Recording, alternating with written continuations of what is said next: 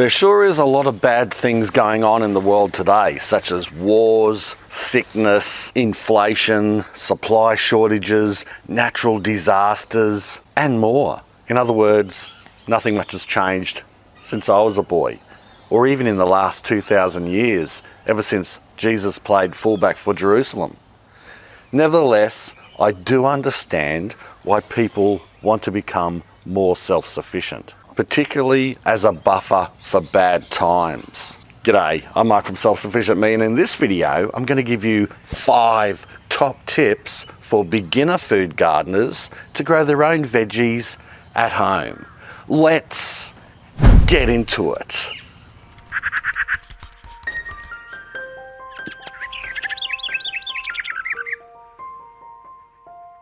Tip number 1, understand what good soil is. Good, successful food gardening is like standing. To do it well, you need a good base.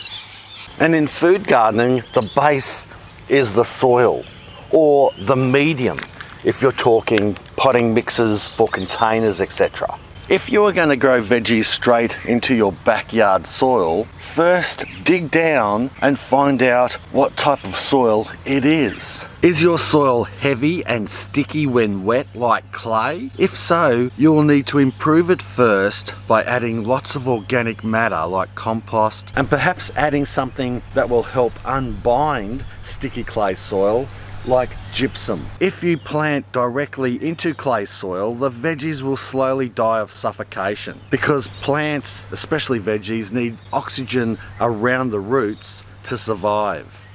Yes, even under the ground. It's the opposite if you have sandy soil. Instead of being too heavy, it's too light, and this makes moisture holding difficult, which means you need to water more, and if you don't, the plants suffer heat stress. To improve sandy soils, you again add lots of organic matter like compost, and you can also add good garden soil acquired from somewhere else or purchased from a landscape supplies business. Keep in mind, some sandy soils can be saline, high in salt, salty. Like me, when I found out Mortgage Lifter really is a variety of tomato. Why didn't I think of that? So if that's the case, what I would do is build up. Instead of trying to improve or plant in sandy soil, build up and make your own soil from scratch or ship it in. The best soil is what I call Goldilocks soil. Not too heavy and not too light. Just right. And there's a simple test that you can use, and I call it the fist test. Get some wet soil in your hand and make a firm fist. If the soil is sticky and won't easily fall apart, it's too heavy. If the soil easily disintegrates when you open your hand and touch it, it's too light. And if the soil holds together and just breaks apart when you touch it like that, well then it's Goldilocks. Now there are exceptions, of course, and this test isn't completely perfect. And as you can see over there, the soil wasn't too bad. I gave it a uppity downy. I can improve that. It's really just disintegrated because it had a hard growing season. But at the end of the day, you can also tell a little bit when it's dry. Clay will be really hard like rock to dig into. This soil will still be pretty good, and you'll be able to see the structure. Often be a bit darker as well if you've got a really good garden bed soil.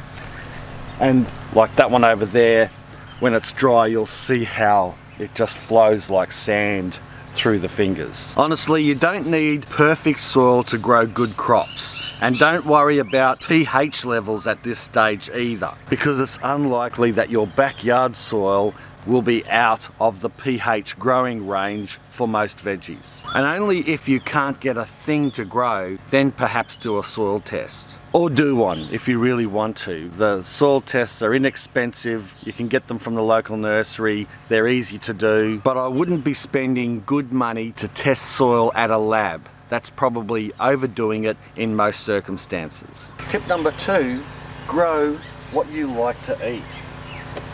Tell you what, I'm getting sick of pumpkins.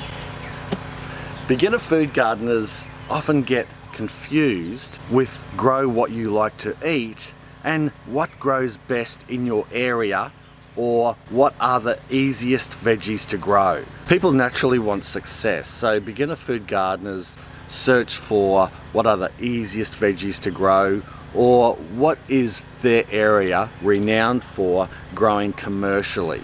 The problem with that is sugarcane might not be the best choice for your food garden. Okay, that's an extreme example. But say your area grows a lot of corn. Well, you might be able to buy corn rather cheap from the markets, or you might not like eating corn. So growing it just because it's easy isn't necessarily the best use of your garden. If all those ducks line up and you find a vegetable that grows naturally well in your area, like potatoes in Idaho, and you love eating it, then of course exploit that. Now, I'm also not saying if you like eating garlic and you live in a hot climate that makes growing garlic challenging, that you grow garlic. I'm saying that as a beginner food gardener, that would be an advanced crop to grow in that climate. So I would start with something else that you like to eat that is easier to grow. The good news is there are plenty of normal everyday vegetables that you'll see at the supermarket that can be grown just about everywhere, and most of them are easy to grow. Tip number 3, grow at the right time. Whilst most places around the world can grow veggies, you just can't grow them whenever you want. Obviously, in a cold climate, you can't grow much through a snowy winter, but timing gets more subtle than that. Even in spring, some crops in a cold climate can't be grown right away because the temperature is still too cool for them. For example, tomatoes, which are a sun-loving crop. Whereas other crops like cabbages or kale or garlic are fine to plant early whilst it's still cool. In warmer climates, you can grow veggies all year round, but there are still windows when certain veggies grow best. And if you grow them outside of these windows, they don't grow well, they get targeted by pests, and often suffer disease because the plants are under stress. For example, zucchini, here in our subtropical climate, tend to grow best during what I call the Goldilocks growing time. What? Not too hot and not too cold, which is typically into autumn and then again into spring. So there are actually 2 growing periods in the year here for this particular crop. Understanding when the best time is for each crop will help you get great harvests. And the way you do this initially is by using local grow charts that advise what veggies to sow, plant and grow at what time of year. Search online or buy a book with your growing zones and start with this information. As you get more experience, you can then start to refine your growing times according to your own microclimate, because every property in every zone and every veggie garden has a different orientation to the sun. It has a slightly different geography. You might be maybe in a valley or something on the end of a street that'll be a bit different to your next door neighbours even. There could be physical barriers like hedges, for example, and there are other things that affect your microclimate and thus might change slightly when you plant or sow your veggies. Tip number 4, don't over fertilize. Too much of a good thing is bad. Even exercise. Well, at least that's what I tell myself. Some beginner gardeners think that more fertilizer will grow bigger and better veggies, but too much fertilizer can, in a worst case, kill the plants. You might hear a lot of noise coming through the mic at the moment. Every neighbour and his dog is out mowing their lawn, and you can't blame them. There's a bit of a break in the weather and there was some sun out, so of course they're going to be trying to get some yard maintained. Anyway, often over fertilising will lead to growth and development problems. And at the end of the day, you're just wasting valuable resources by using more fertilizer than's needed. There are 3 times I fertilize. Firstly, when I refurbish a bed in preparation for a new crop and I know it has had some heavy growing in it previously. Secondly, if I see signs that the plants are lacking nutrients such as pale foliage colour than usual and lackluster growth. And thirdly, when I know the crop has been in ground for a lengthy period, growing well, and I want to give it a boost during an important development time, like fruiting such as tomatoes or capsicum, or extra leafy growth like lettuce and brassicas, etc. Even then, if I see that the plants are growing gangbusters, I'll hold off on the extra boost, which means sometimes I'll only fertilize right at the beginning of the growing season. An easier way not to over fertilize is to use organic fertilizers instead of synthetically manufactured products, because natural organic fertilizers break down slower and are absorbed slower by the plants and in a more natural way, in my view. Always use the products as directed as well, especially when you first start, until you get a feel of it, and then you might be able to add a little bit extra or a bit less here and there. Tip number 5, speaking of organics, is grow organically. Many years ago, and I'm saying many years ago, when we grew our first veggies, or I grew them in heavy soil at the wrong time of year, using too much fertilizer, and a crop that we didn't particularly want to eat. It was easy to grow though.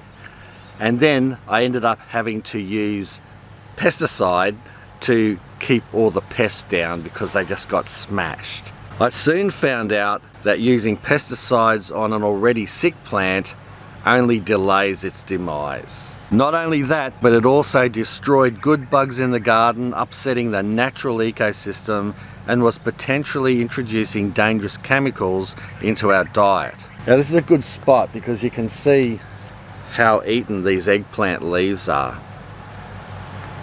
But there are also lots of healthy eggplant leaves. I don't panic when I see crop damage like this because I've got plenty of fruit growing on these plants and I don't really need to do anything about it.